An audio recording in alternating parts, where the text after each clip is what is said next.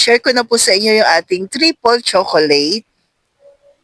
Masarap pero napakadali lamang pong gawin at lagi ko po sinasabi, tiyak magugustuhan po na inyong kapamilya kahit hindi naglo-low carb. Una po, 4 tablespoon po ng melted butter. Ang maganda po dito, kaya ko sinasabi lagi na magugustuhan ng inyong kapamilya na hindi naglo-low carb, mas healthy pa po ito kaysa sa mga nabibili nating cake po dyan na napakaraming sugar. So, 2 large po na room temp ng egg po, 2 piraso. At mas okay pa nga dahil kayo po ang nagluto. 2 tablespoon ng all-purpose cream, 1 teaspoon po ng baking powder, unsweetened cocoa po, lahat ng ating baking essential available po sa grindahan. 4 tablespoon po ito or sabihin na natin 1/4 cup ng unsweetened cocoa. Yan, 4 tablespoon po yung akin nilagay. Then almond flour, 1/2 cup almond flour. Pwede ba to sa diabetic? Yes, pwede po. Kasi no added sugar po siya or no table sugar po. So mix lang po natin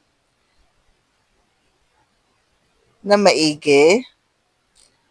At kung umabot ka po sa part na ito, maraming salamat po sa pag-comment ninyo kung tiga saan po kayo para alam ko lang po kung saan umaabot ang aking video. Thank you po. 2 tablespoon po ng stevia erythritol. Kadalasan pagka nagbe-bake po ako, mas gusto ko talaga yung stevia. Yan. Pwede rin po yung monk fruit. Pag nabusan ako yun, second choice ko talaga yung monk fruit. Then 1 teaspoon po ng vanilla.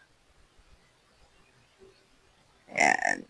So, dahil meron pa akong stevia, yun po ang ginamit ko po. Yan yung hinahanap natin. O, yan yung kailangan natin na texture. Then, sorry po, microwave po yung gagamitin ko po dito. Medium heat, mga 10 minutes po. So, pero pwede rin naman sa oven, 180 Celsius po, 30 to 40 minutes. Pero mag-toothpick check na lang po kayo. Yan, gawa na po tayo ng ganache. Low carb pa rin syempre po. Naka-off po yung kalan dito, all-purpose cream, tapos 2 tablespoon po ng unsweetened cocoa. Mga ano po ito, mga 3/4 cup po ng all-purpose cream. Medyo malamig lang po kasi ito kaya ganyan yung itsura. Pero 3/4 or 1/2 cup po, alin sa dalawa, kung ano yung available po ninyo. 2 tablespoon po ng stevia erythritol. Ang sa akin kasi po, yan, then add ng konting water. Dahan-dahan lang po paglalagay. Tansya-tansya na lang yung nilagay ko sa all-purpose cream. Natural lang po kasi yan. So, pero pinakaano talaga, nang sinukat ko kasi yan, 1/2 cup. So, doon na lang tayo focus sa 1/2 cup ng all-purpose cream. Yun nga lang malamig po.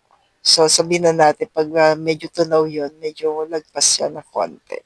So, anyway, ang mahalaga po dito, 3 ingredients.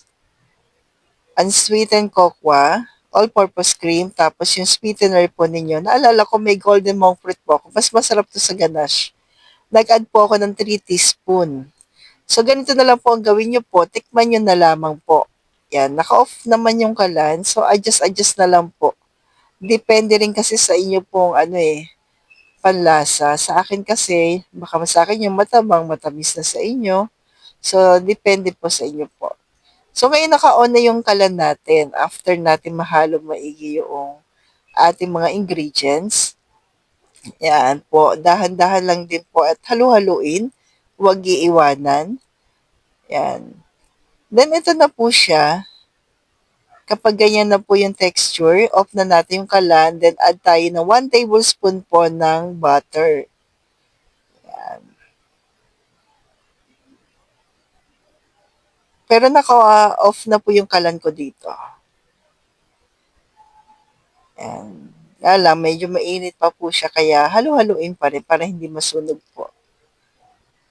Then, ito na po yung aking low carb na cake. Actually, pwede naman siyang okay na to. Yung tinapan ko po siya, toothpick check.